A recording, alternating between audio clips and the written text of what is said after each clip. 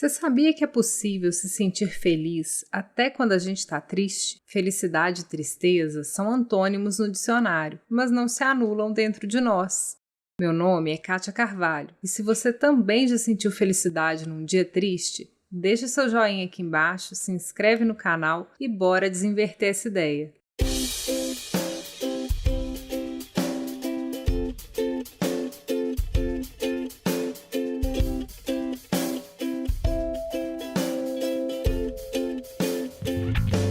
Você já ouviu falar em esteira hedônica? Toda pessoa tem uma espécie de modo emocional automático em que ela passa a maior parte do tempo. A gente já vem de fábrica com uma velocidade e uma inclinação determinadas geneticamente, mas você sabia que dá para mudar a inclinação e a velocidade da sua esteira a qualquer momento na sua vida? Os nossos sentimentos conseguem mudar as características do nosso modo automático, às vezes por um bom tempo. E a felicidade é um desses afetos que tem um poder imenso para aumentar a nossa disposição geral e tornar a nossa caminhada pela vida mais amena.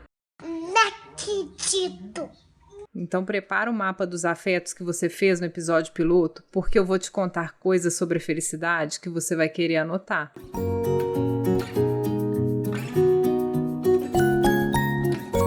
Sensação é tudo que os nossos 5 sentidos levam do nosso corpo até a nossa mente. Quando a mente interpreta uma sensação como algo que vale a pena ser considerado, ela gera uma descarga hormonal que altera o nosso comportamento imediatamente para nos ajudar a lidar com o que está acontecendo. Isso é o que a gente chama de emoção.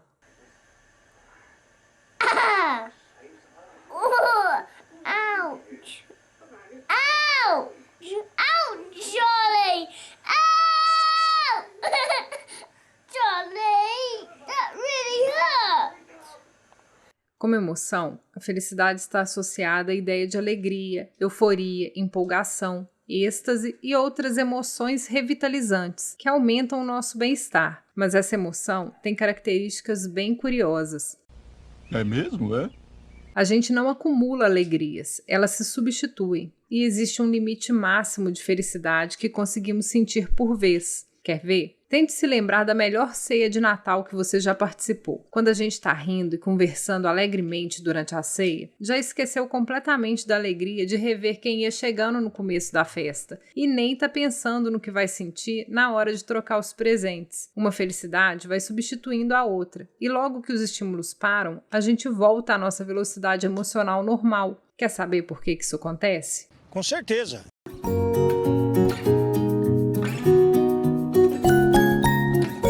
Quando você percebe uma sensação que considera boa, os hormônios bem legais criam esse bem-estar que a gente chama de felicidade. E aqui a gente encontra o primeiro problema da equação. Eu estou sentindo uma treta! Existem 4 tipos de hormônios diferentes que agem de maneiras diferentes para produzirem sensações de bem-estar completamente diferentes umas das outras, mas a gente chama tudo isso de felicidade. Então, presta bastante atenção no que cada um desses hormônios faz, porque é aqui que você vai descobrir quais felicidades são mais ou menos frequentes na sua vida e o que você tem que fazer se quiser mudar isso. Nossa, cara, tô nervosa.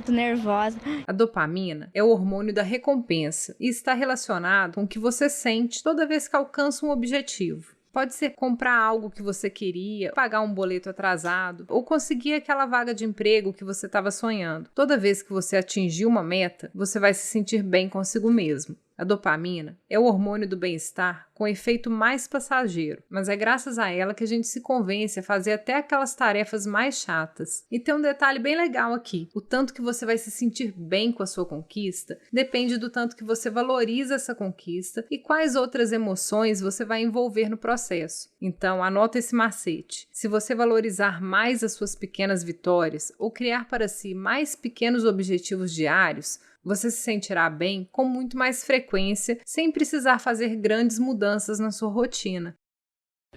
Entendeu? Já as endorfinas são hormônios que a gente libera principalmente agitando os músculos. Eles são os nossos analgésicos naturais e têm um efeito comparável à morfina.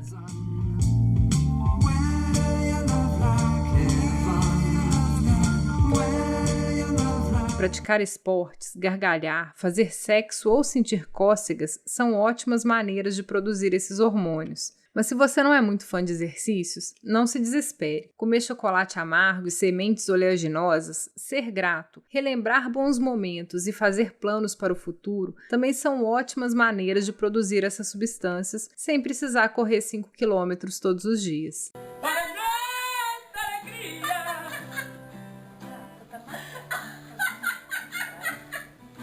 A serotonina é o hormônio do desejo e do prazer. Ela é liberada toda vez que a gente faz algo que a gente quer fazer. Atividades relaxantes e prazerosas são o segredo para produzir esse hormônio, que é fundamental para a manutenção do nosso bom humor.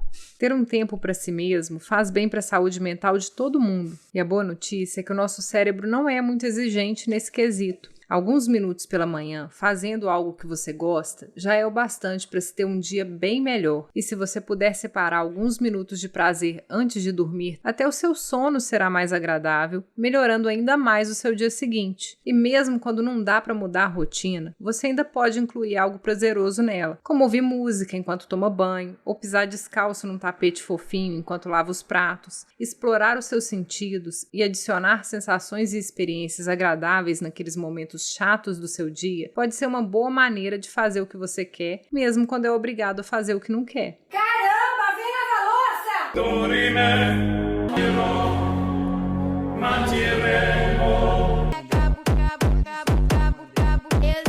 Agora vamos falar da ocitocina, o hormônio do amor.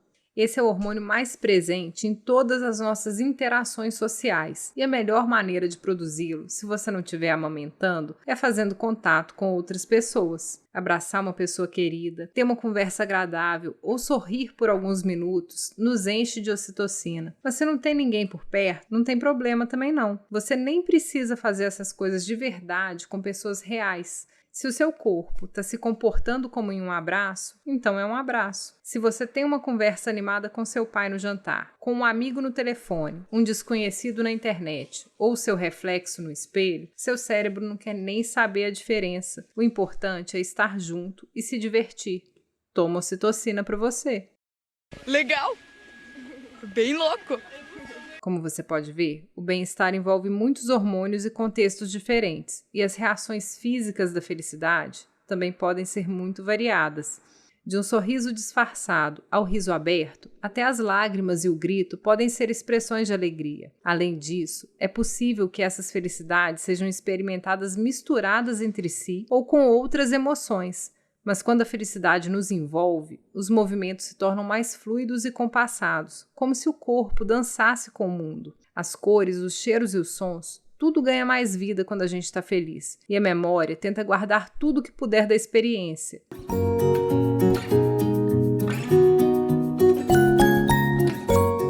A sua esteira hedônica pode ficar mais ou menos inclinada e rápida de acordo com os sentimentos e emoções que estão guiando as suas escolhas. Momentos felizes isolados não nos tornam pessoas mais felizes por muito tempo.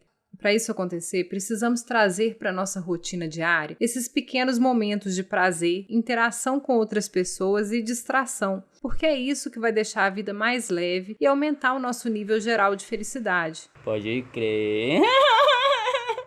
Aqueles sentimentos que a gente chama de negativos costumam ser bem corrosivos.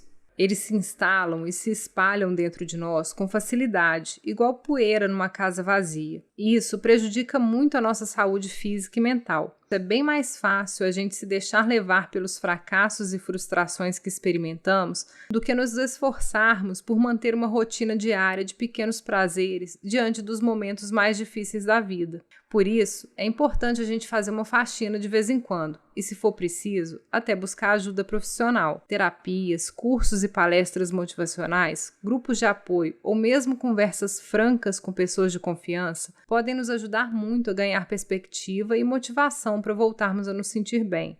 Quando uma emoção vira sentimento, ela perde intensidade, mas ganha durabilidade. Por isso ela aparece tanto associada à harmonia, equilíbrio, paz, tranquilidade e plenitude.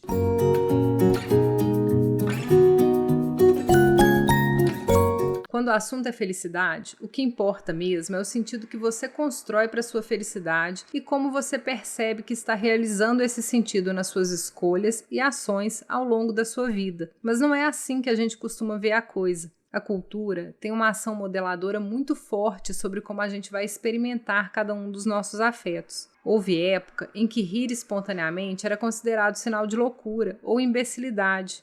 É muito mais comum que o sentimento de infelicidade que a gente sente tenha origem social do que em um trauma ou desequilíbrio hormonal. Ou pode até mesmo acontecer de um desequilíbrio hormonal ou um trauma ser potencializado por uma expectativa social.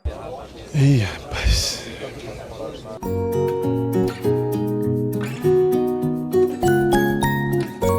Agora vamos falar da característica da felicidade que pode se transformar no maior obstáculo psicológico para a gente ser feliz. Para responder se você é feliz, você faz uma avaliação da sua vida e as suas experiências em comparação com o seu ideal de felicidade perfeita. Essa característica comparativa da felicidade pode ser muito alienante. Quando a gente se perde perseguindo felicidades que não podem nos satisfazer, se torna cada vez mais infeliz e frustrado com a própria vida.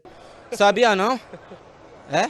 Entender como a sua felicidade funciona é uma longa jornada pelo autoconhecimento. A felicidade como estilo de vida é, antes de qualquer coisa, uma escolha e um exercício diário da vontade. O corpo, a mente e o mundo se afetam mutuamente. Não dá para separar as coisas, mas dá para lidar com elas com mais clareza e consciência quando entendemos o que está travando as nossas vidas. Aqui na descrição tem vários links com dicas práticas para lidar com a felicidade de várias maneiras diferentes, além de artigos aprofundando mais o assunto. Ninguém é feliz o tempo todo, mas com ações simples dá para melhorar muito a nossa qualidade de vida e aumentar nossa disposição para encarar os desafios que ela nos traz. É isso.